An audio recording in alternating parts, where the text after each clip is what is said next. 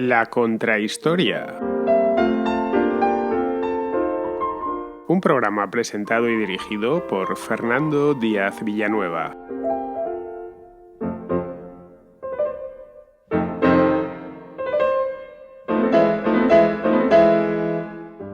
Los romanos llegaron a Hispania de puro rebote, tal y como vimos la semana pasada en la primera parte de la conquista romana de Hispania, que es en la que estamos hoy.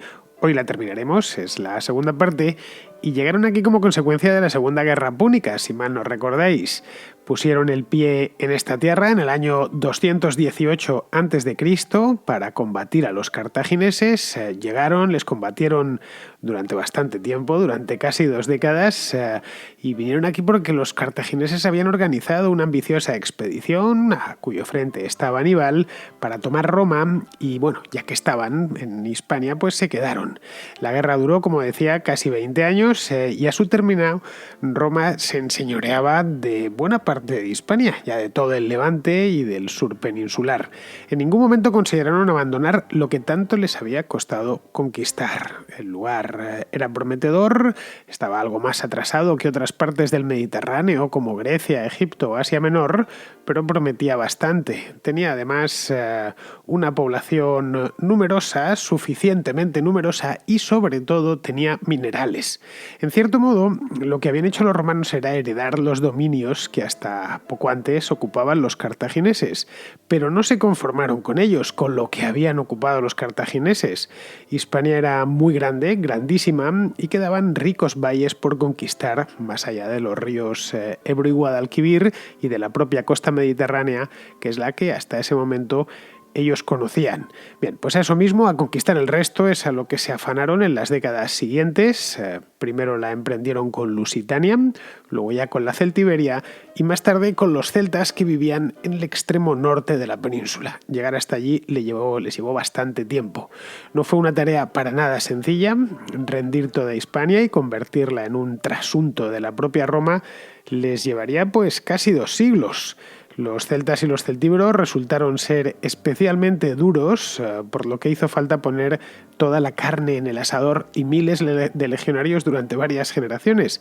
Incluso una vez conquistada ya prácticamente toda la península, la región septentrional, la parte más al norte, lo que hoy es Asturias y Cantabria, se les resistió todavía más y tuvo que venir el primer emperador de Roma aquí en persona a conquistarlo, y como no se terminaban de fiar, hubieron de acantonar una legión que pasaría siglos ahí y que terminaría convirtiéndose en la ciudad de León, a quien por cierto le debe el nombre. Pero mucho antes de eso tuvieron que emplearse a fondo, desplegando a partes iguales diplomacia y fuerza bruta.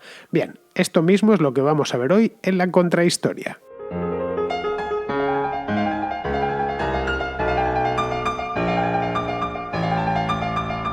Nos quedamos la semana pasada en las primeras guerras lusitanas, las que estallaron poco después del final de la Segunda Guerra Púnica, que sirvió a los romanos como excusa para asentarse en Hispania y empezar a ya vivir entre nosotros y ser, en buena medida, ser nuestros propios antepasados.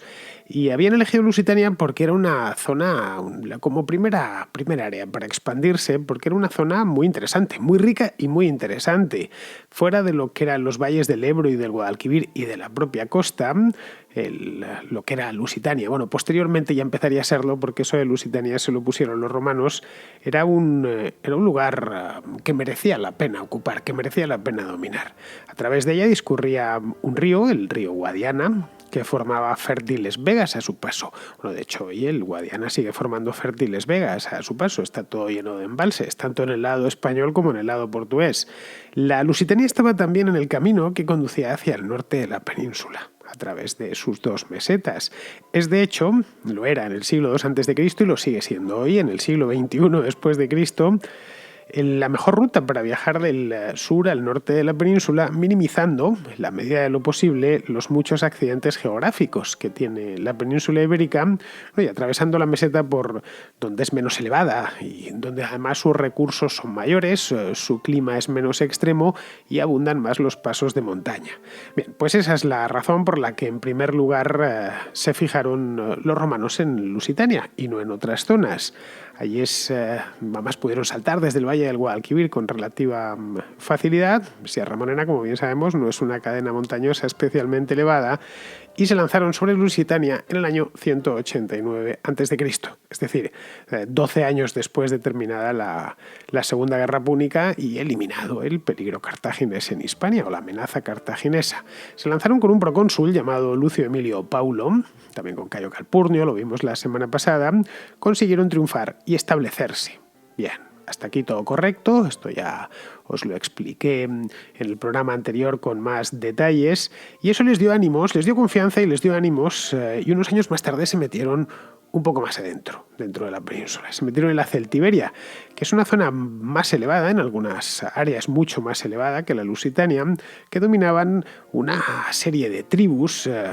Había varias, probablemente la más famosa de todas quizá fuesen los betones, había unas cuantas, tampoco es cosa de perdernos con las tribus celtíberas, celtas, íberas, etcétera, porque es que eran muchísimas. Y los nombres, aunque en algunos casos bastante graciosos, tienen una incapacidad absoluta para fijarse en la memoria. Bueno, la cuestión es que se metieron en la zona central de la península ibérica y les pareció relativamente sencillo. Es decir, conforme llegaban las armas de Roma y a los valles, especialmente el Valle del Tajo, ellos comprobaban que se imponían estas armas sin demasiado esfuerzo. Pero no, era engañosa esa impresión. No iba a ser tan fácil conquistar ni la Celtiberia ni el resto de Hispania. En el año 155 a.C., un caudillo lusitano llamado Púnico se levantó contra Roma. Esto no lo tenían previsto y les pareció realmente algo sorprendente que un bárbaro osase, más un bárbaro del interior, porque a los de la costa o los de los valles del Ebro y el Guadalquivir les tenían algo más de respeto, pero no desde luego a los del interior. Pues bien, este tal Púnico se levantó contra Roma y como los romanos eran muy difíciles de combatir en el campo de batalla, ya os lo expliqué en el programa anterior, militarmente eran muy superiores a los íberos, pues Púnico decidió cambiar de táctica. Decidió que lo mejor era hacerles una guerra de guerrillas. Es decir, asaltarles por sorpresa y a traición generalmente. Además, la geografía propia de la península se lo ponía fácil, y hacerles todos los destrozos que fuesen posibles. Es decir, atacaba a destacamentos romanos que se habían quedado aislados, lo hacía sin que lo esperasen, con nocturnidad, mediante emboscadas, les hacía este destrozo el que fuese y les quitaba los estandartes ya de paso, que luego esos estandartes los paseaba por las aldeas lusitanas, para que viesen que Roma era fuerte, eso era indudable, pero no era invencible. Era una manera en la que Púnico encontró de demostrar a sus propios paisanos que tenían la posibilidad de vencer a Roma solo si sabían cómo hacerlo. Bien, Púnico, los romanos se fijaron en Púnico, vieron que aquello era realmente un peligro, le pusieron precio a su cabeza, le pusieron la cruz, vamos, y finalmente lo eliminaron. Pero le sucedió otro caudillo, un caudillo llamado Caisaros, que consiguió que la rebelión no solo prendiese entre los lusitanos, sino también entre los celtas betones y entre los celtíberos. Los pueblos prerromanos, por regla general, solían guerrear entre ellos. Es más, antes de que llegasen los romanos aquí, había un estado de guerra permanente. Se peleaban por los recursos, que tampoco es que fuesen muchos. La península no estaba muy poblada y eso daba pie a que hubiese problemas, porque algunos se querían establecer donde ya estaban otros o donde pretendían establecerse otros. Había zonas más ricas y zonas más pobres. El fondo de los valles, lógicamente, estaba mejor cotizado que los peñascos elevados. Las zonas costeras es donde estaban los íberos, la zona más avanzada sin duda de la península, y era un lugar donde poder hacer buenas racias o incursiones en las que saqueara o el propio Valle del Guadalquivir. En fin, que no vivían precisamente en paz. Luego tenían otro problema, y es que no hablaban ni siquiera el mismo idioma, no se entendían entre ellos. Pero claro, aquí ante el invasor extranjero tenían ya un incentivo, además un invasor extranjero que se había tomado muy en serio lo de quedarse en Hispania. A diferencia de los cartagineses, los romanos decidieron quedarse, lo hicieron y además durante mucho tiempo. Los cartagineses, cuando fueron aventados de Hispania por los romanos, llevaban relativamente poco tiempo, llevarían 30 o 40 años como mucho. Mientras que los romanos, cuando se levantan los primeros caudillos lusitanos contra ellos, llevaban ya más de medio siglo. Por lo tanto, había ya un par de generaciones, por lo menos, de celtíberos que habían visto cómo estaban sometidos por Roma, que tenían que estar pagándoles tributo, etc. Y esto hizo que muchos aparcasen sus rencillas a un lado y se uniesen para combatir a estos impertinentes extranjeros que habían venido de un lugar donde que no sabían dónde estaban, pero que a la vista eran superiores, por lo menos en el campo de batalla. Lo hicieron además con bastante eficacia, lo de luchar contra los romanos. Estos primeros caudillos lusitanos, ningún otro íbero había conseguido hasta ese momento plantarles cara de la misma manera. Es decir, habían aprendido de sus propios rivales. Cosa que cuando dos grupos humanos se enfrentan durante mucho tiempo, pues al final incluso el grupo inferior, el que es inferior desde el punto de vista militar, termina aprendiendo del superior y plantándole cara de una manera bastante efectiva. Bien, esto en la ciudad eterna, en Roma, todavía no era ciudad eterna, no se la podía considerar ciudad eterna, lo vieron y hizo que saltasen todas las alarmas. Es decir, si no se ponía coto a la rebelión hispánica del interior, pues eso de una manera u otra terminaría contagiándose a los íberos de la costa mediterránea y al final tendrían que salir de allí. Esto en el Senado, que de tontos no tenían un pelo, lo vieron a la primera. Así que el Senado envió a dos generales, uno se llamaba Quinto Fulvio Nobilior y el otro Lucio Mumio, con sus respectivos ejércitos, para acabar con estas rebeliones lusitanas que habían empezado en el año 155. Luego, a modo de refuerzo, porque con dos vieron que no les bastaba, y además es que la península ibérica es especialmente grande, es bastante más grande que la península itálica, sobre todo mucho más ancha, igual de larga, pero muchísimo más ancha, enviaron un tercer ejército al mando de Servio Sulpicio Galba, que lo que hizo Galba fue dirigirse al corazón de Lusitania, con idea de dar un escarmiento ejemplar a los levantiscos. Lo hizo sin escatimar crueldad, por supuesto. En general, toda la conquista romana de Hispania, exceptuando las partes que fueron pacíficas, es decir, que fueron mediante diplomacia, mediante acuerdos, etc., el resto de la conquista fue muy sangrienta. Lo que pasa es que ha pasado ya más de 2 milenios y entonces pues hasta la sangre se ha secado. Pero vamos, lo que conocemos evidentemente por las fuentes de la época, no se escatimaron crueldades de ningún tipo. A los vencidos o se les mataba o se les vendía como esclavos, etc. Es decir, vencer en una batalla del siglo II a.C. suponía que disponías de la vida y la muerte de quien habías vencido. Como os comentaba el otro día, el vae victis, ¿no? Hay de los vencidos. Y los romanos no hicieron una excepción con su conquista de Hispania. Allá por donde iban, pues actuaban así. No porque fuesen romanos, sino porque todos los ejércitos del mundo antiguo, estuviesen donde estuviesen, actuaban de la misma manera. Por supuesto que los íberos, los celtas, los celtíberos, etc., tampoco daban cuartel a sus enemigos. Es decir, que si agarraban a un romano, le mataban allí mismo o le hacían cualquier tipo de perrería. Era un mundo muy diferente al nuestro, en el que bastante menos refinado y muchísimo menos humanitario, y estas cosas les parecían normales. Hay que entender la historia en su momento, no con los parámetros morales que tenemos en la actualidad. En el siglo II a.C., vamos por resumirlo mucho, no se hacían prisioneros ni había clemencia alguna con los vencidos. No existían convenios internacionales ni nada de esto. Y en el caso de la conquista romana, pues fue así. Ya digo, alternó la diplomacia con la fuerza bruta, como os decía al principio, es decir, alternó el palo con la zanahoria.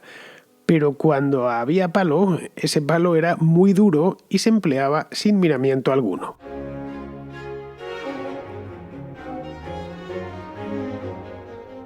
Quizá por esa crueldad que exhibieron Nobilior, Mumio y Galba, la situación empeoró notablemente. Además, alumbrando a un nuevo caudillo que terminaría siendo el mayor azote con el que los romanos se encontraron en Hispania, en toda la conquista y además con mucha diferencia. Una vez consiguieron eliminar a Púnico, después eliminaron a Caiseros y les apareció el tercero, que era el peor de todos. Este tipo se llamaba Viriato y era lusitano. No sabemos muy bien dónde nació, porque los antiguos celtíberos no tenían documento nacional de identidad ni consignaban este tipo de cosas. Tampoco es que lo tuvieran los romanos, pero al menos los generales romanos sí sabían dónde habían nacido y cómo se llamaban sus padres. Los viriato era analfabeto, era lo que hoy podríamos denominar un indocumentado. No tenía ningún tipo de documento. Lo que sabemos de él lo sabemos a través de los romanos, por supuesto, que se refieren a él con cierto respeto, así que debió ser pues eso mismo, un rival respetable, al menos en la guerra. Hoy se disputan su nacimiento varias ciudades y ciertas zonas, tanto de España como de Portugal. Yo por lo menos he visto 2 estatuas suyas, una en Zamora, muy famosa, en el mismo centro de la ciudad, y hay otra, creo que es en Viseu, en el norte de Portugal, no muy lejos de Zamora, pero allí también se lo adjudican como propio. Luego hay pueblos de la zona de la Sierra de la Estrella en Portugal, en la parte del sistema central que está en Portugal, que también dicen que es por allí, otros dicen que es de pueblos del Valle del Guadiana, en fin, pudo haber nacido en cualquiera de... Bueno, no había ciudades, porque los lusitanos no tenían ciudades todavía, las primeras ciudades lusitanas las fundarían los romanos, pero vamos, que podría haber nacido en un poblado de cualquiera, tanto de esa zona de Portugal como de España. La verdad es que tanto da lo uno que lo otro. El hecho es que Viriato se levantó contra Roma, siguiendo el ejemplo de Caisaros y de Púnico previamente, y lo hizo con gran éxito. Es decir, había aprendido de sus enemigos y había aprendido también de sus 2 predecesores. Vio lo que no había que hacer para evitar que le capturasen. Lo que hizo Viriato fue perfeccionar la guerra de guerrillas, llevada a cabo por Púnico y por Caisaros, y puso en serios aprietos a los romanos durante varios años. Como os decía antes, una orografía tan torturada como la de la península ibérica, que está plagada de sierras, de desfiladeros y de angostos valles, facilita bastante la labor guerrillera. Si miramos en otras zonas de Europa, especialmente de Centro Europa, caray, de Francia, que está aquí al lado, vemos que ahí es bastante más difícil, a no ser que sea en los Alpes. En el resto del país esencialmente es un plato, no digamos ya de Alemania, los Países Bajos o Dinamarca. Es decir, los galos, la Galia fue conquistada pues un siglo y pico más tarde, no tendrían la misma suerte. Las Galias, ya digo, son esencialmente planas, y no les quedó otra que enfrentar a los romanos en campo abierto, que es donde eran invencibles, o si no invencibles, bastante complicados de vencer. Lo que hizo en Iberia Viriato fue poner la orografía a jugar a su favor. Además empezó a aprender bien cuáles eran las tácticas seguidas por las legiones romanas que le perseguían. Otra de las cosas que hizo Viriato fue que consiguió reunir a varias tribus lusitanas y organizar la lucha. Es decir, crear una especie de federación de lusitanos que estaban todos contra el dominio romano, y eso le permitió poderse mover tanto por Lusitania como por otras partes de la península ibérica con bastante libertad. Es decir, que eso le permitía, por ejemplo, se informaba de que una legión o un destacamento romano, una guarnición, estaba en tal sitio o estaba en tal otro, detrás de tal sierra o en el valle de tal río. Bueno, pues automáticamente saltaban sobre esa guarnición y hacían una auténtica escabechina. Esto le valió el sobrenombre, que todavía conserva. De hecho, en la estatua esta que os comento de Zamora, de Viriato, está cerquita de la catedral, pone terror romanorum, que significa eso mismo, terror de los romanos. Pero claro, se enfrentaba a Roma, que era el mejor ejército de su tiempo. Roma era paciente, era tozuda y además estaba mejor organizada que la mejor federación de tribus lusitanas de la historia, que era la que consiguió forjar Viriato. No olvidemos que los romanos sí estaban alfabetizados y llevaban muchos años combatiendo y conquistando medio mundo conocido. Es decir, que se habían encontrado con algo parecido a otros viriatos por distintas partes del Mediterráneo. Luego los generales romanos de tontos no tenían nada. Eran gente ingeniosa, podían ser malos a título personal, claro. Podían ser crueles, en muchos casos lo eran, pero de tontos no tenían un pelo. Así que uno de ellos, el general Quinto Servilio Cepión, pensó que ya que no había manera de echar el guante a Viriato, porque era rápido, porque conocía a los propios romanos y sobre todo porque conocía el país mejor que ellos mismos, que para algo era un hijo del país, pues había que buscar el modo de que le matasen los suyos. Claro, eso no es tan fácil, no se les puede convencer, oye, que tenéis que matar a vuestro jefe porque nos está incomodando mucho. Así que, conocedores de la naturaleza humana, que tanto los celtíberos como los romanos eran todos hijos de Dios y por lo tanto les movían las mismas pasiones y tenían los mismos incentivos, es decir, que lo que les interesaba era el dinero, la mayor parte de ellos, lo que consiguió es acceder a 3 aliados de Viriato, que se llamaban Audax, Minuro y Ditalco, y les prometió dinero y tierras a cambio de la cabeza de Viriato. Y no hizo falta mucho más, ¿eh? Estos 3 traicionaron a su aliado solo con una simple promesa. No, en ese momento no pidieron que les entregasen lo que los romanos les habían prometido. Pues bien, volvieron al campamento de Viriato y aprovechando que estaba durmiendo, los 3 le apuñalaron, los 3 traidores. Le apuñalaron según cuenta, esto es una leyenda, obviamente cuentan que le apuñalaron clavándole el puñal en el cuello, porque al parecer Viriato, que era de natural desconfiado, dormía siempre con la armadura puesta. Bien, mataron a Viriato y hecho esto se dirigieron al campamento romano de vuelta para reclamar su recompensa, el dinero que les habían prometido y por supuesto también esas tierras. Y fue entonces cuando Cepión, seguramente con media sonrisa, es fácil imaginarlo, les dijo aquello de Roma traditoribus non premiat, es decir, que Roma no paga traidores.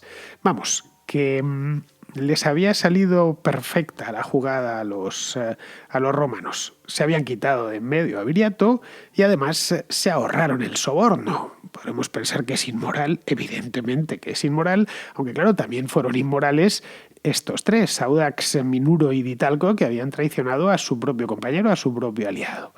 El trágico fin de Viriato, con esa puñalada en el cuello mientras dormía, permitió a los romanos ocupar y pacificar Lusitania, que un siglo más tarde, ya bajo el gobierno de Octavio Augusto, se convertiría en provincia con ese nombre, el nombre de Lusitania, con la capital en una ciudad nueva, de nueva planta, que crearon los romanos en tiempos de Augusto. La capital de Lusitania fue durante siglos Augusta Emérita, en la ribera del río Guadiana. Esta ciudad hoy se llama Mérida, es una ciudad de gran riqueza arqueológica, por cierto. Bueno, y Mérida y tiene hasta un doble en México, que está en el Yucatán, y otro más en Venezuela. Y luego hay otra Mérida, por cierto, en Filipinas. En la Mérida española, que es la que nos interesa, para este programa al menos, se conservan muchísimos restos romanos. Entre ellos hay un teatro muy bien conservado, teatro que, por cierto, se sigue empleando como tal. Todos los años hay un festival en Mérida de teatro clásico, un festival internacional. Viene gente de distintas partes del mundo para asistir a las obras de teatro clásico que se representan allí. También tiene un anfiteatro, hay un circo. El circo, evidentemente, pues como todos los circos del Imperio Romano, casi ninguno se ha conservado tal cual era. Es poco menos que un prado con la espina en el centro. Hay un acueducto, los restos de un acueducto y un puente de 60 vanos sobre el río. Es decir, que como hay unas cuantas cosas más, pero eso es lo principal. Y también está el Museo Nacional de Arte Romano, que está en Mérida, justo enfrente del teatro. Bien mirado, claro, a poco que uno visite Mérida y pueda pasear por ahí y conocer de cerca los restos romanos. Algunos son restos arqueológicos que siguen en uso, ya digo, como el caso del teatro romano. Pues bien mirado, acabar con Viriato se diría que mereció la pena. O sea, Viriato sería, y lo es indiscutiblemente, muy romántico y muy intrépido, pero caray, era un bárbaro.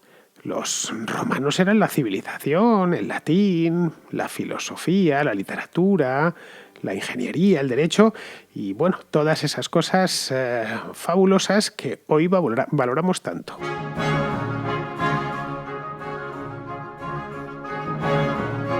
Las guerras lusitanas, que protagonizó, entre otros, Viriato, pero no fue el único caudillo lusitano, es el más famoso de todos, pero ya os he contado un poco, que antes de ellos hubo un par de ellos, Caisaros y el propio Púnico, que sirvieron de maestros, en cierta medida, para el propio Viriato.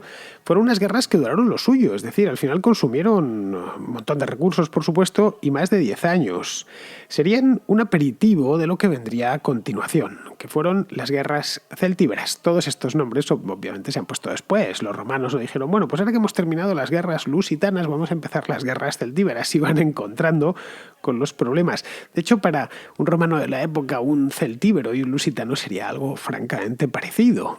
Evidentemente, aunque los pueblos prerromanos en Hispania no se entendiesen y peleasen entre ellos, sí tenían cierto aire de familia. Por lo tanto, a fin de cuentas estaban juntos, ¿no? Relacionándose, aunque fuese a palos, pero estaban juntos. Y los romanos los verían casi como una unidad en guerra y una unidad mal avenida, pero una unidad. Así que a partir de aquí vieron que en el Valle del Guadiana ya lo habían dejado más o menos pacificado y el problema se les empezó a presentar tanto en el Valle del Tajo como sobre todo en lo que se conoce como Celtiberia. Celtiberia ocupaba, en líneas generales, lo que hoy son las provincias de Soria, Guadalajara, Cuenca y parte de Teruel. Es decir, más o menos, así a grandes rasgos, el sistema ibérico. Como bien sabemos, es una región elevada y no especialmente rica, más bien todo lo contrario, no lo era entonces y sigue sin serlo ahora. Era de hecho probablemente la región más pobre de Hispania, la menos poblada y la más difícil de conquistar. Todo esto con el permiso de las tribus cántabras y astures en el remoto norte, que en aquel entonces los romanos ni soñaban con conquistar. Estamos hablando de hacia el año 130 más o menos antes de Cristo. Bien, las guerras celtíberas sucedieron a las lusitanas y duraron varios años. Cabe preguntarse por qué Roma estaba interesada en tomar una zona tan arriscada y sobre todo tan pobre. Bien, por una cuestión estratégica, básicamente. La Celtiberia era el lugar de paso, además un lugar de paso obligado entre la Lusitania y la Bética, es decir, el Valle del Guadalquivir y el Valle del Ebro, que ambas, o esos tres, ya los tenían controlados y estaban romanizándolos. De hecho, sigue siendo una zona de paso, la Celtiberia. Hoy, si por ejemplo queremos ir de Madrid a Barcelona, de Valladolid a Zaragoza o de Bilbao a Valencia, hay que cruzar la Celtiberia, no nos queda más remedio. De hecho, sigue tan despoblada como antaño y tan bonita también porque el sistema ibérico es una cordillera en España despoblada y elevada, pero por lo demás con unos paisajes muy bonitos. Y de hecho, si la miramos desde la ventanilla del tren, pues nos entra cierto sobrecogimiento. Es imposible no preguntarse cómo es posible que haya tanto espacio sin gente. Cuando hacemos ese recorrido en invierno y vemos todos esos páramos nevados, lo entendemos a la perfección, claro, que haya tan poca gente. Bien, las dos capitales de provincia menos pobladas de España, de la España de hoy estoy hablando, que son Soria y Teruel, que figuran también entre las más altas. Soria está creo que a 1000 metros sobre el nivel del mar y Teruel a 900, una cosa así. Pues bien, entre ambas no juntan ni a 80.000 habitantes. Pero eso hoy, para que nos hagamos una idea. A los celtíberos del siglo II a.C., eso de 80.000 habitantes les parecería mucho. No había ciudades en la Celtiberia, vamos, de ningún tipo. Ni pequeñas, ni grandes, ni medianas. Tan solo pequeños poblados, generalmente sobre altozanos, se subían al altozano porque era más fácil de defender, que vivían del ganado que pastaba en las praderas cercanas al castro, es decir, al campamento. Bueno, que era un campamento, que era un poblado en toda regla. Es más, los arqueólogos han conseguido desenterrar algunos y la verdad es que casi todos son de un tamaño muy reducido. En principio parece fácil, si lo vemos así. Son unos bárbaros encaramados en las montañas, más pobres que las ratas y sin ningún tipo de refinamiento. Tampoco, por supuesto, militar. Pero no fue fácil en absoluto conquistar la Celtiberia. Los celtíberos eran tan bárbaros como indomables, por decirlo brevemente. Algunos decidieron pactar con Roma, ya desde el principio. Lo cual tenía, como os comentaba en el programa anterior, indudables ventajas, claro. Se incorporaba a un mercado grande, los romanos traían cosas muy buenas. Había que pagarles tributos, o sí, pero tenían sus ventajas.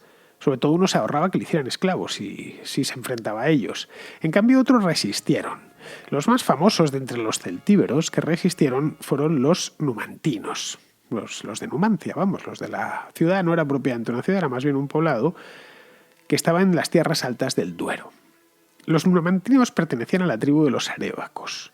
No se avinieron a pactar y declararon la guerra a Roma. Simplemente la cosa fue así.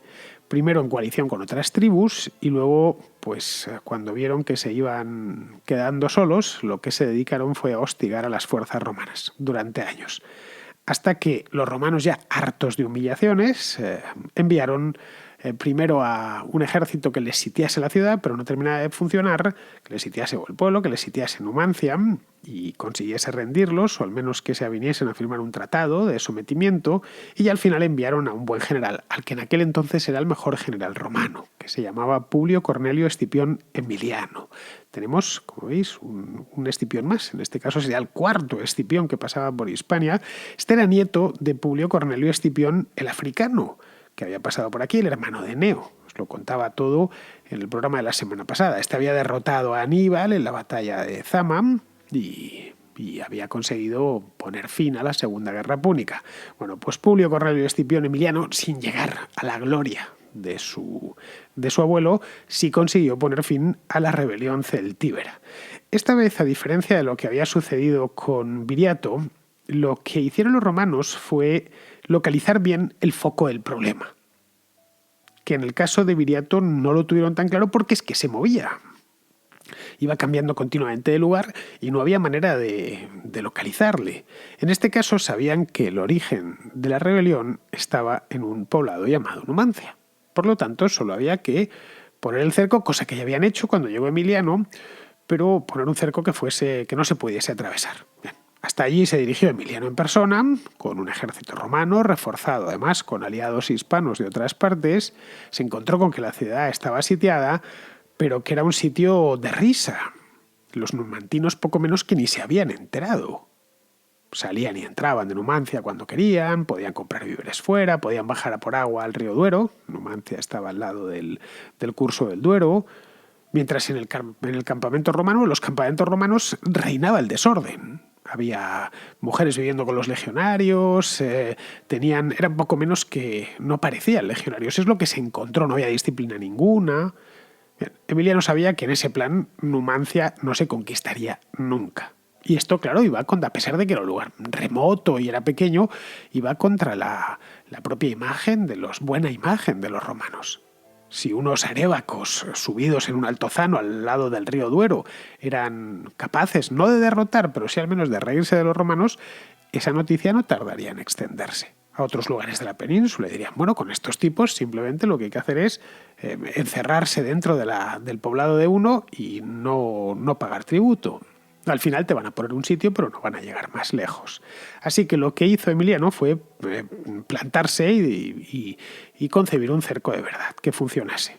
Lo primero que se dedicó fue a arrasar los campos vecinos, luego cavó fosos, levantó una gran empalizada y reforzó al ejército con tropas traídas desde Numidia, que esto es la actual Argelia. Bien, el sitio de Numancia ya bien montado, por Escipión Emiliano, que había empezado en el año 154, para que os hagáis una idea, se resolvió ya en unos meses, entre el año 134 y el año 133. En la primavera de este último año, Numancia terminó por rendirse. Habían aguantado un año de pura angustia, no tenían acceso a víveres ni a más agua que la de la lluvia. Así que tras 15 meses, los numantinos decidieron suicidarse e incendiar el poblado antes que entregárselo a los romanos. De ahí que se hable siempre de una resistencia numantina. Es una cosa, por cierto, bastante española, esto de resistir cueste lo que cueste.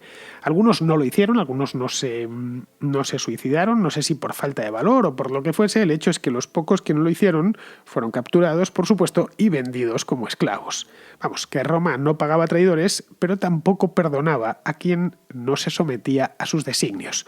Lo que hizo Escipión Emiliano con Numancia fue devolver, en cierta medida, el honor a Roma, que estos numantinos habían estado riéndose de él. El poblado celtíbero, que había sido pasto de las llamas, sirvió de base para una ciudad romana.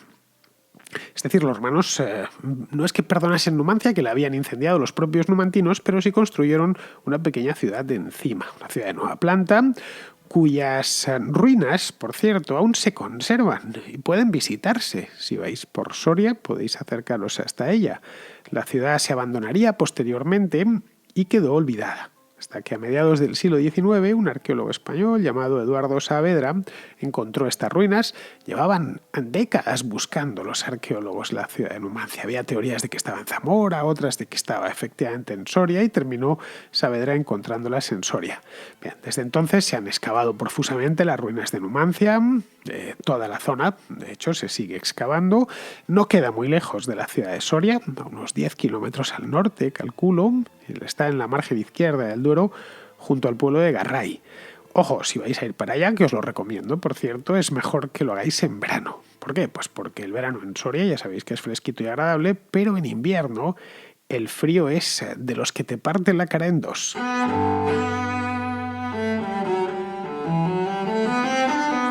La conquista de Numancia puso fin a las guerras celtíberas y permitió que la zona se pacificase y se romanizase.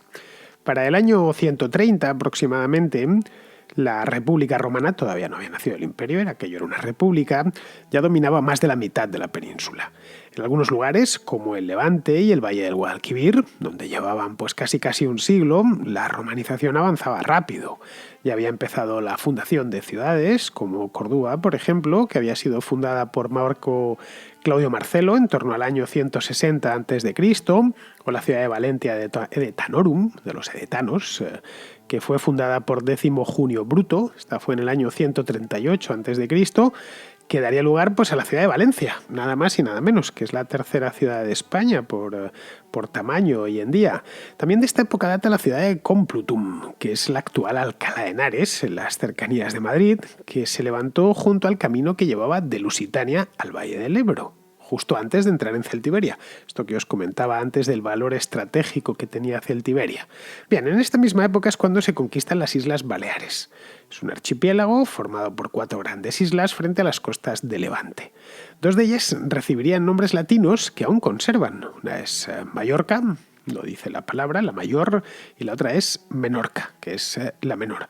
Las otras 2 son Ibiza y Formentera, que habían estado colonizadas, o por lo menos habían tenido una gran presencia fenicia. El conquistador de las Baleares se llamaba Quinto Cecilio Metelo, a quien la gesta le valió el sobrenombre de Balearicus. En Mallorca, los romanos de Cecilio Metelo se encontraron con unos indígenas que empleaban ondas para combatir. Según cuenta la leyenda, los romanos, al ir a desembarcar en Mallorca, tuvieron que taparse con los escudos porque los baleares les enviaban, los mallorquines, aquellos mallorquines antiguos, les lanzaban unas pedradas de padre muy señor mío con las ondas. Eran tremendamente diestros con estas ondas. Así que, como los romanos eran gente práctica, decidieron incorporar a estos honderos, los honderos baleares, en el ejército romano. Estarían combatiendo con los romanos durante muchísimo tiempo.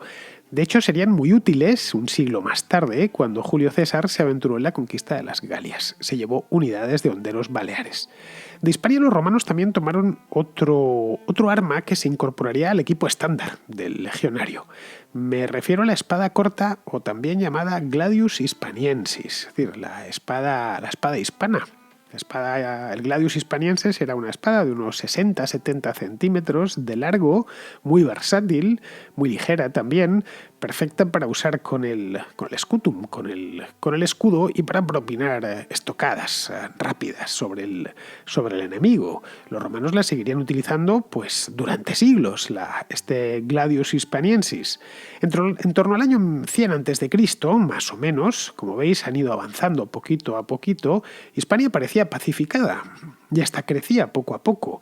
Los hispanos se sometían dócilmente, la mayor parte de ellos, persuadidos de las bondades de Roma, que como decía antes, es indiscutible que las tenían, y sobre todo persuadidos del coste que suponía enfrentarlos. Habían aprendido en la cabeza de los numantinos, en cierta medida, o en la cabeza de Viriato. Yo creo que más en la de los numantinos, porque Escipión Emiliano se cebó con aquella ciudad. Solo el sitio le dedicó una cantidad de recursos militares a acabar con un pequeño poblado celtíbero, que sus vecinos a lo largo de varias generaciones sabían a lo que estaban dispuestos los generales romanos con tal de quedar por encima. Por lo tanto, tampoco merecía mucho la pena. La que no estaba tan en paz era la propia Roma. El siglo I a.C. fue un siglo de guerras civiles dentro de Roma, dentro de la República. Primero vino la guerra entre Cayo Mario y Lucio Sila, que tuvo una inesperada consecuencia en Hispania, que desató una guerra subsidiaria en Hispania. El sobrino de Cayo Mario, se llamaba Quinto Sertorio, huyó a Hispania. En plena guerra civil decidió largarse a Hispania y refugiarse ahí. Huyó concretamente al Valle del Ebro, a la ciudad de Osca, que es lo que hoy en día es Huesca, y allí convenció a los indígenas para que se levantasen contra Roma. Los indígenas quizás no, seguramente se quedaron sorprendidos. Llegaba un romano, además de clase alta. Quinto Sertorio pertenecía, creo que, a la orden ecuestre, pero vamos, un tipo, no era un legionario a pie, y les proponían levantarse en masa contra los romanos, que estamos hablando del Valle del Ebro. Los romanos llevaban allí ya pues más de un siglo. Consiguió que distintas comunidades de la zona se levantasen contra Roma y se hizo fuerte allí en el Valle del Ebro, desafiando el poder de Roma, o mejor dicho, desafiando el poder de Lucio Sila, que ante semejante amenaza no dudó en enviar un ejército para anular a Sertorio, que no era precisamente un bárbaro este Sertorio, claro. Como os decía antes, era un romano de clase alta y muy bien dotado para las armas. Antes de la guerra civil había hecho la guerra varias veces y en distintos sitios. Había luchado contra los cimbrios en el norte y contra los númidas en África. Poseía de hecho la corona gramínea, que era una de las dignidades militares que concedían los romanos a sus generales victoriosos, y había empezado hasta a hacer el cursus honorum de los romanos, había llegado a cuestor, había sido cuestor en la Galia Cisalpina, la que está a este lado de los Alpes, y general incluso en la propia Hispania, en el pasado, antes de la guerra civil.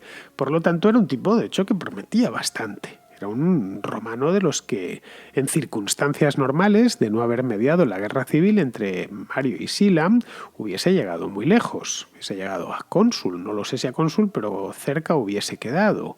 Bueno, Sertorio, el hecho es que era una amenaza porque sabía combatir, claro.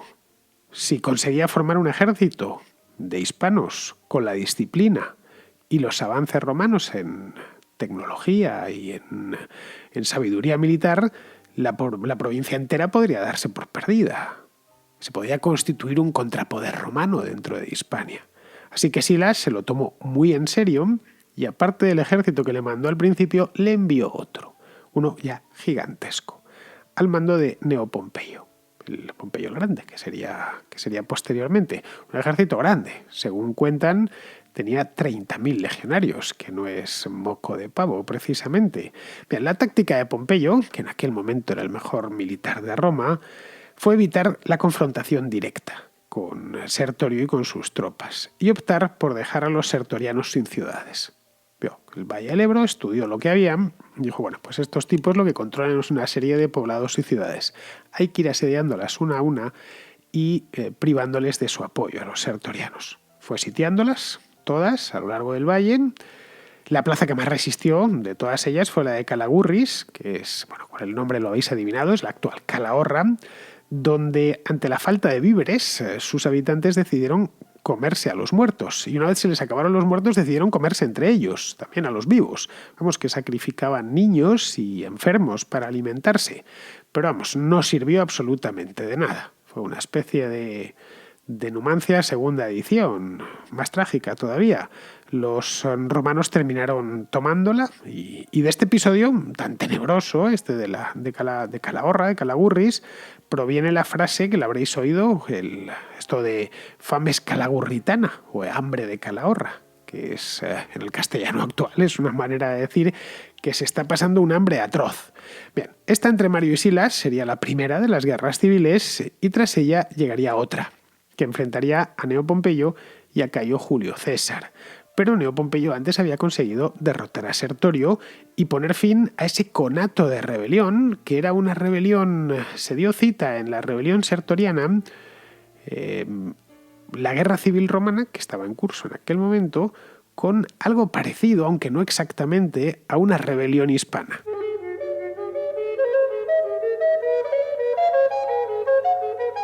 Tras aquello estalló, como os decía hace un momento, la Segunda Guerra Civil, que enfrentaría a Pompeyo con Julio César.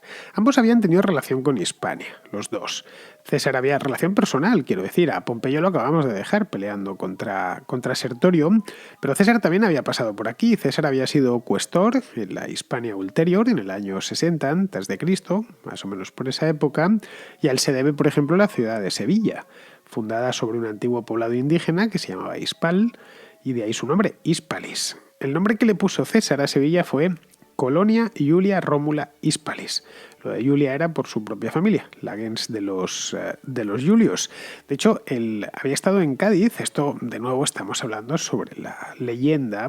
Y en el templo de Hércules de Cádiz, de Gades, había llorado amargamente con 30 años porque veía que él tenía 30 años y estaba todavía en un puesto menor en la administración imperial, o bueno, no era imperial, pero sí la administración colonial, entre comillas, de Roma, mientras que a esa edad Alejandro Magno había conquistado ya medio mundo. Bueno, eso es lo que había estado haciendo César en Hispania. Pompeyo, por su parte, había combatido a Sertorio en el Valle del Ebro, como hemos visto, y allí mismo fundó la ciudad de Pompaelo, que es como se llamaba en origen, que con el tiempo se convertiría en la actual Pamplona.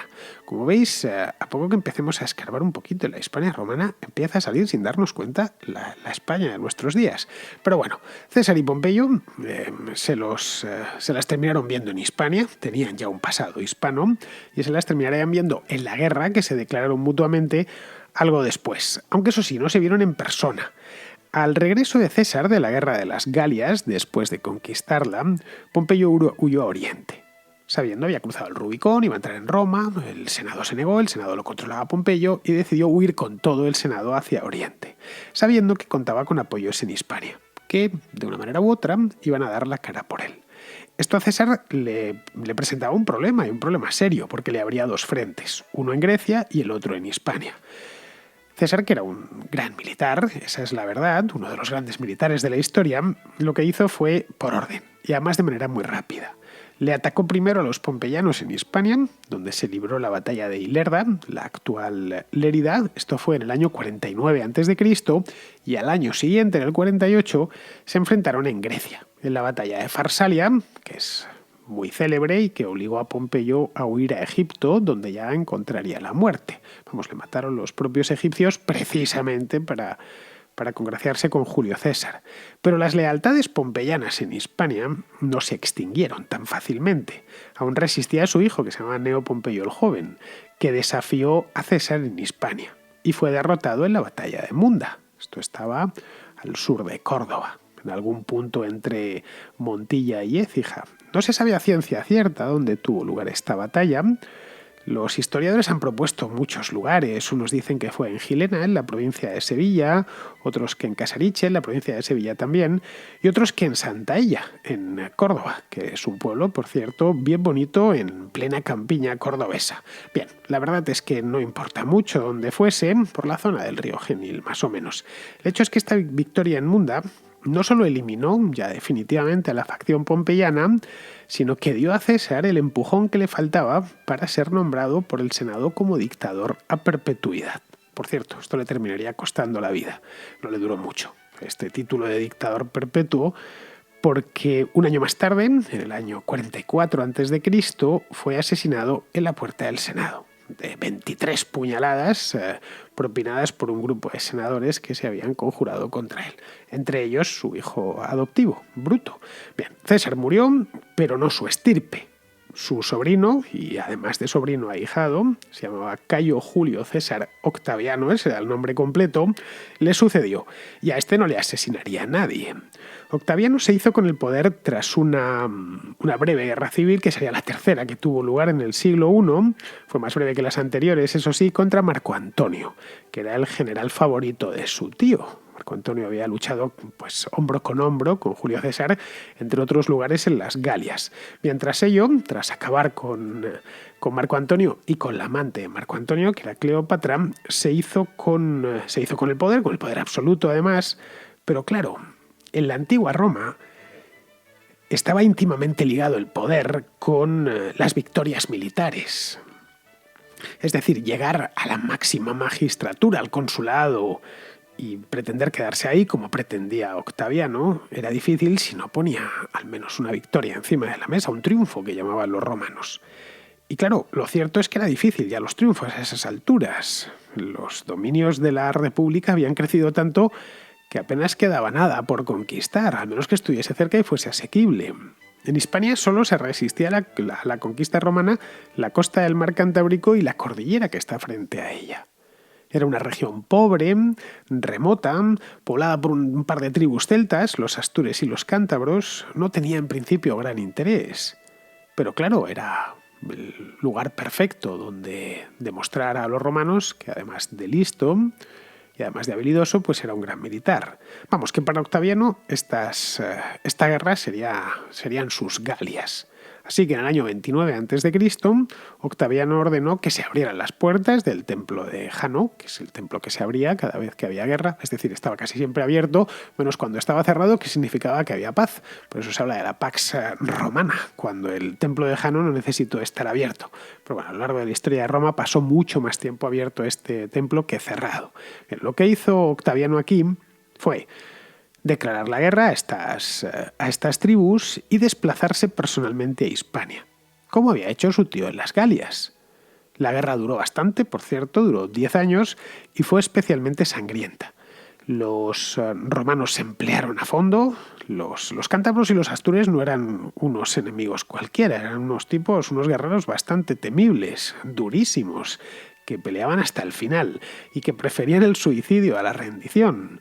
Esto era una cosa típica de todos los hispanos, la devotio hispánica, ¿no? Que a la primera de cambio, como tenían una lealtad al jefe, y si el jefe moría, pues se suicidaban.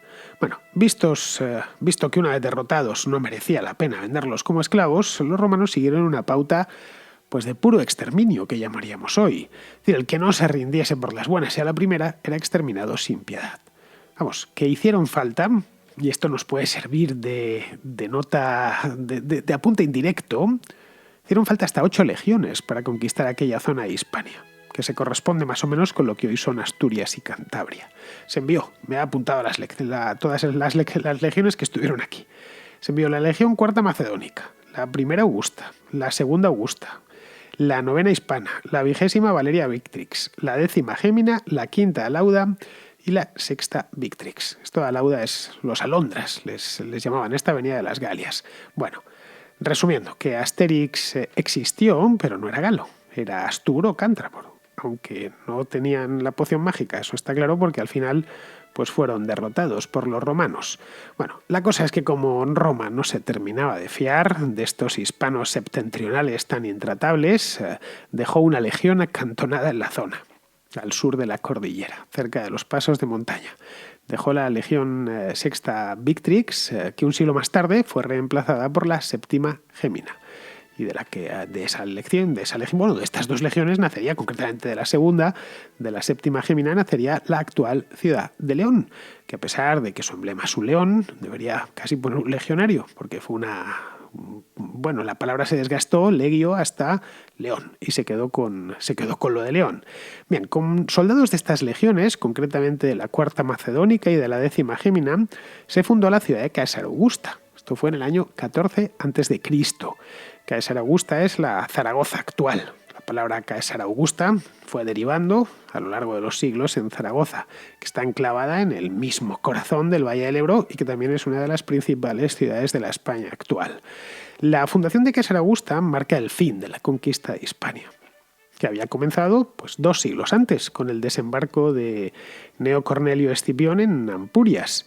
En Roma, entre tanto, fenecía la República y nacía el imperio de la mano de Octaviano, ya convertido en Octavio Augusto, que fue el primer emperador de Roma, cuya imagen se reprodujo con profusión tanto en monedas como en esculturas y relieves. Una de ellas, la más famosa de todas, de Octavio Augusto, el famoso Augusto de Prima Porta, lleva una coraza. Si os fijáis, podéis buscarlo en internet y veréis, es la clásica que tiene el brazo derecho levantado y la pierna flexionada, ligeramente flexionada.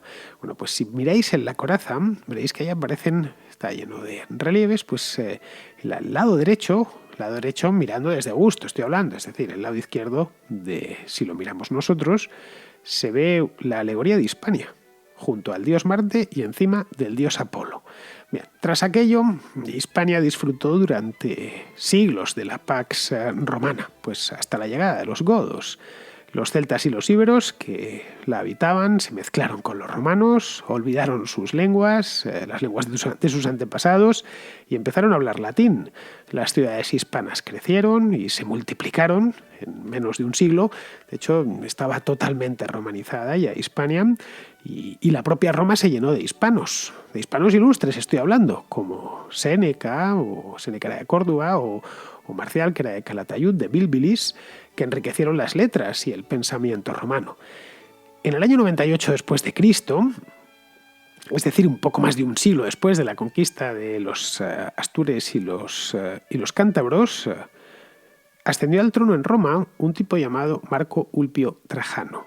Este fue el emperador que más lejos llevó las fronteras del imperio. Para muchos, el mejor emperador de toda la historia de Roma. Se decía que cuando se nombraba un emperador nuevo, que seas mejor que Trajano. Es decir, más de eso ya era poco menos que imposible. Bueno, pues Trajano era hispano.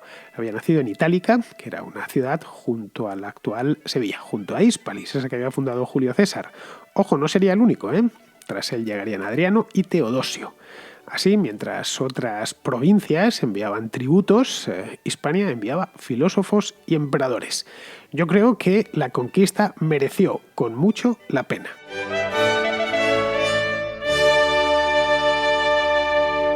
Con este episodio ya hemos terminado la conquista de Hispania, que nos ha llevado 2 capítulos.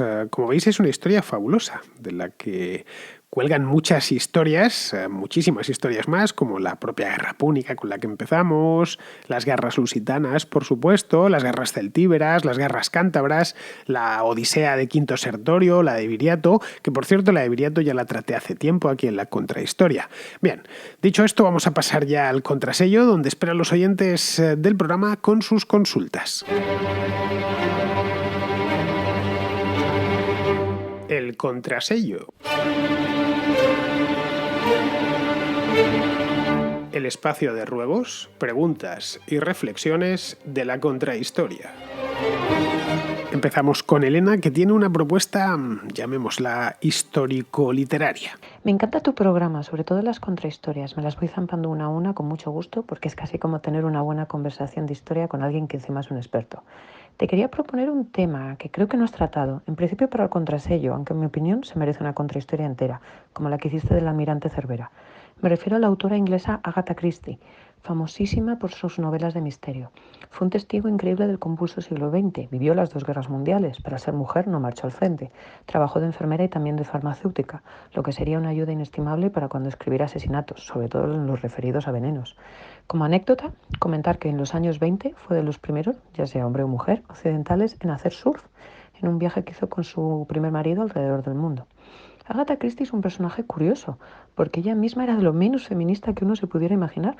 A pesar de ser una autora reconocida en vida, siempre dijo que se dedicaba a sus labores, a ser ama de casa, lo que daría bastante repelús al movimiento feminista radical que existe hoy. Ella tenía mucha confianza en el modo de vida tardío-victoriano en el que creció, de que la esposa apoyaba ante todo la carrera laboral del marido, a pesar de que este sistema se volvió en su contra, ya que su primer marido la abandonó por otra mujer y se vio obligada a sacarse las castañas del fuego. Y vaya si lo consiguió, es uno de los autores con más novelas vendidas de todo el mundo. Para terminar, recomendar el libro El asesinato de Roger Ackroyd, que en mi opinión sigue siendo la mejor novela de misterio jamás escrita. No digo nada más, cualquier persona que haga un spoiler de este libro merece una condena ejemplar, como prohibirle volver a leer otra novela en su vida. Ahí lo dejo. Muchas gracias y felicidades de nuevo por el programa. Pues no sé mucho yo de la vida de Agatha Christie, Elena, esa es la verdad. Vamos, más allá de sus novelas y sobre todo de las adaptaciones cinematográficas de sus novelas. La verdad es que nunca he leído una novela de Agatha Christie, si te soy sincero. He visto, eso sí, muchas de sus películas, creo que la mayor parte, con estas que se hacen con el guión adaptado de sus novelas.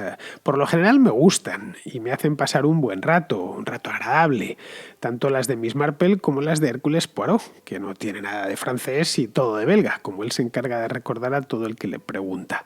Respecto a tu petición, pues a ver, no sé si podría hacer una contrahistoria de un personaje como Agatha Christie, porque no he leído ninguna biografía suya y el método que empleo en la contrahistoria para preparar este programa es tomar un tema que tengo leído, que conozco bien, y lo cuento como un relato debidamente simplificado y condensado. Esa es la clave. Ten en cuenta que esto no lo leo.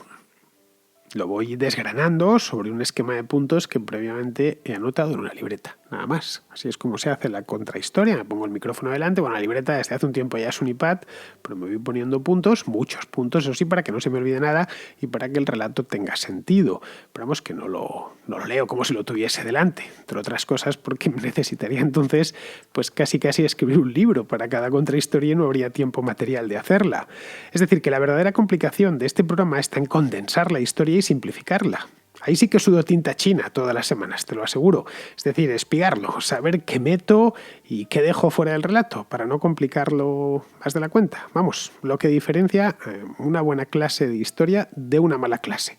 Bien, vamos ahora con Francisco, un oyente de Guatemala que ha escuchado la serie que hice sobre la historia del dinero hace ya pues unos cuantos meses y nos descubre una historia sobre el quetzal, que es la moneda de Guatemala. Quiero aprovechar para felicitarte por la trilogía de la historia del dinero que presentaste en la contrahistoria.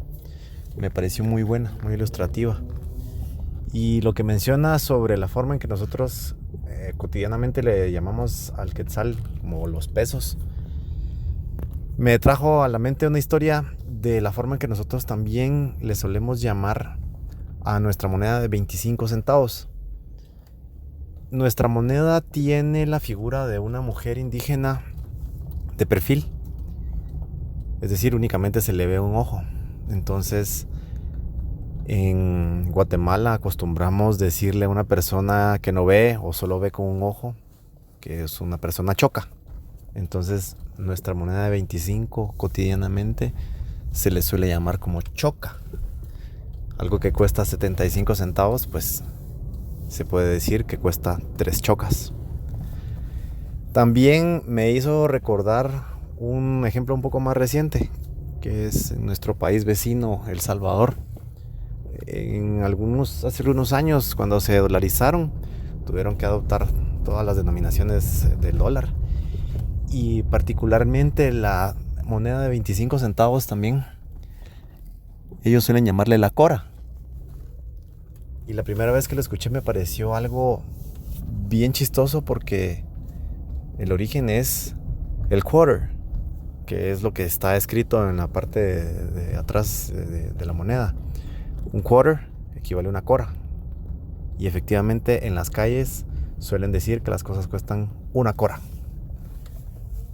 Muchas gracias por el aporte y felicidades. Pues muchas gracias, Francisco. Lo de la cora no lo conocía, pero es similar a lo que ocurre en Guatemala y otros países de esa zona, que para decir vigilante dicen guachimán, que esa palabra sí que es chistosa. Yo la primera vez que la escuché me moría de la risa. Proviene al parecer de watchman y se quedó como guachimán, porque es más o menos como se pronuncia, es lo de vigilante. Un tipo que está en un parqueo, por ejemplo, allá en Ciudad de Guatemala, pues tiene su guachimán. Respecto a los quetzales de Guatemala, pues una cosa que me fijé cuando viví por allá fue que apenas emplean monedas, cuyo valor facial, como ya sabes, pues es siempre inferior a un quetzal. No sé si habrán salido las monedas de quetzal, pero desde luego cuando yo estuve allí hace unos años no existían. Y claro, los centavos de quetzal valen muy poquito. Y en efectivo, pues prácticamente todos son billetes. A mí me costó acostumbrarme porque en Europa es al contrario. Hay monedas de 1 y de 2 euros y lo normal es que llevemos calderilla en el bolsillo, que va sonando como un sonajero, por cierto, pero que es muy útil pues para pagar el café y esas cosillas pequeñas de todos los días. Bien, seguimos con Carlos, que tiene una cuestión sobre la carrera nuclear. Me encanta la contracrónica por los temas tan variados que toca y muchos de ellos incluso pues poco habituales a nivel divulgativo en ningún tipo de canal. Así que agradecido por este esfuerzo divulgador, ¿no? Me encantaría un programa relacionado con la carrera nuclear, una situación del pasado, conocer un poco hasta qué punto estuvimos a punto del holocausto nuclear, por ejemplo con el incidente de Stanislav Petrov, qué otros incidentes ha habido que yo desconozco, la carrera nuclear española también, que estuvimos a punto de tener la bomba atómica como país. Con lo cual, creo que es un capítulo desconocido de nuestra historia. Y la situación actual, los nuevos actores, las nuevas amenazas que esto supone y si realmente digamos que las armas nucleares están siendo consideradas como una amenaza real o simplemente como un arma política, y si realmente en estos momentos la mayor amenaza para la seguridad son las armas nucleares o otro tipo de armamento que se está desarrollando más relacionado con el mundo tecnológico y los colapsos de los sistemas informáticos y digitales como manera de causar el caos en el enemigo. Así que, lo dicho, gracias por el programa que realiza y desde ya un nuevo suscriptor a su canal. Pues mira, Carlos, sobre el programa nuclear español, el llamado Proyecto Islero, que se abandonó a finales de los años 70, ya en plena transición, hice un contracorte hace casi un año, en diciembre del año 2018. Lo tienes en el archivo por si quieres buscarlo, tanto en iVoox como en mi página web. Lo que no vas a encontrarlo es en YouTube, porque es un capítulo para patronos que solo lo puedes encontrar en iVoox o en Patreon. Se titula, te lo digo ya, Islero, cuando España quiso tener la bomba. Bien, ahí cuento pues de qué fue ese proyecto que no terminó, se terminó sí, porque decidieron terminarlo, pero no terminó como estaba previsto. Es decir, España no desarrolló su propia bomba atómica, entre otras cosas porque tampoco la necesitaba. Luego, respecto a la carrera nuclear, hice hace unos meses una contrahistoria sobre el uso de la energía atómica pacífica, a raíz del éxito que estaba teniendo la serie Chernobyl, esta de la HBO, que ha gustado tanto, que bueno, también me ha gustado a mí porque la verdad es que es muy buena. Faltaría otra sobre la proliferación de armas nucleares, que esto empezó con el proyecto Manhattan durante la Segunda Guerra Mundial y la bomba de Hiroshima, lógicamente, y aún no ha concluido, porque el arma nuclear es algo de lo que muchos gobiernos se quieren dotar. Ahí tienes el caso de Corea del Norte o del propio Irán. Lo que no sé si daría para una contrahistoria, porque claro, aquí solo se han lanzado 2 bombas nucleares, la de Hiroshima y la de Nagasaki. Afortunadamente, esperemos que no se lance ninguna más. Pero hay poco que contar. No vas a ponerte a contar aquí los ensayos que se han ido haciendo. Lo que sí podría hacer es una contrahistoria, ahora que lo pienso, sobre la Guerra Fría, así a vista de pájaro, general. No por nada, sino porque cada vez nos queda más lejos y la gente más joven pues la desconoce completamente. Esto te lo digo por mis conversaciones con veinteañeros que hablan de la Guerra Fría pues casi como si fueran las guerras napoleónicas, sabiendo muy poquito y no tienen las ideas muy claras. Así que lo mismo en el futuro preparo una contrahistoria general sobre la Guerra Fría, que queda ya a cierta distancia. Muy bien, queridos amigos, pues con esto me despido de vosotros hasta la próxima contrahistoria, que en principio la haré con Alberto Garín. Ya sabéis, contrahistoria para la que hay que sacar las trompetas. No os voy a decir el tema, pero os aviso que os va a gustar mucho, tanto a los españoles como a los hispanoamericanos, especialmente a los hispanoamericanos. No digo más, que no os quiero dar más pistas. Muy bien, queridos amigos, pues me despido de vosotros. Bueno, iba a decir la próxima semana, que caray la próxima semana. Hasta mañana, porque tenemos Contraplano, si mal no recuerdo, el programa de cine. Hasta mañana.